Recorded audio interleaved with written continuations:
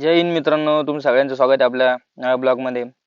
आज आम्ही आलो होतो नवेगाव नागझरा व्याघ्र राखीव क्षेत्रातील बक्की पर्यटन गेट इथे. आज आमची गस्ती लावली होती बक्की गेटकडे, कारण तिथं नवीन 73 चित्र ट्रान्सलोकेट करण्यात आलेले आहे. त्याआधी महेश सगळ्यांचं इंट्रोडक्शन करून देत होता, कोण कसं आहे, मेजर सर, सुजित, विशाल आणि माझं पण. सगळ्यांचं इंट्रोडक्शन दिल्यानंतर विशालनी महेशचं पण इंट्रोडक्शन दिलं. त्यानंतर आमची गस्ती चालू झाली. आम्ही बाह्य सीमेला फिरत फिरत फिरत चालू होतो. त्यामध्ये पांडुरंगला डायलॉग, नमस्कार, सत श्री अकाल, आदाब.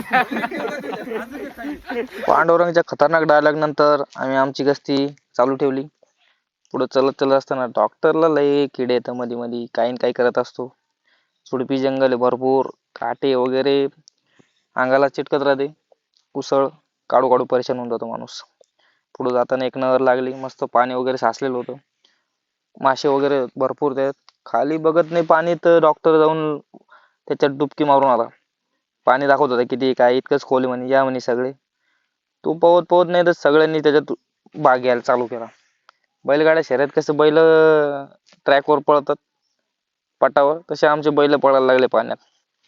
महेश तर सगळ्यात पुढं. महेशच्या पाहुण्यात कोणी हात धरू शकतं का?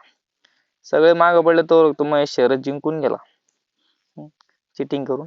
तर एवढी बैलगाडा शर्यत त्यांनी खेळली म्हणल्यावर भूक तर लागणार. त्यामुळे मी वन भोजनाचा आस्वाद घेतला, टिफिन आणले सोबत, मस्तपैकी जेवण वगैरे केलं तिथं.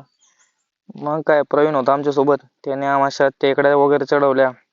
मजा पण आली, हाल पण झाली, भारी वाटलं पण खूप दिवसानंतर. नंतर आपल्या गस्ती दरम्यान शेवटचा स्पॉट झाला चिचघाट कॅम्प. चिचघाट कॅम्पला भेट दिली, तिथे थोडा वेळ थांबलो. तर भेटूया मित्रांनो आपल्या अशाच नवीन ब्लॉगमध्ये. तोपर्यंत जय हिंद, जय महाराष्ट्र.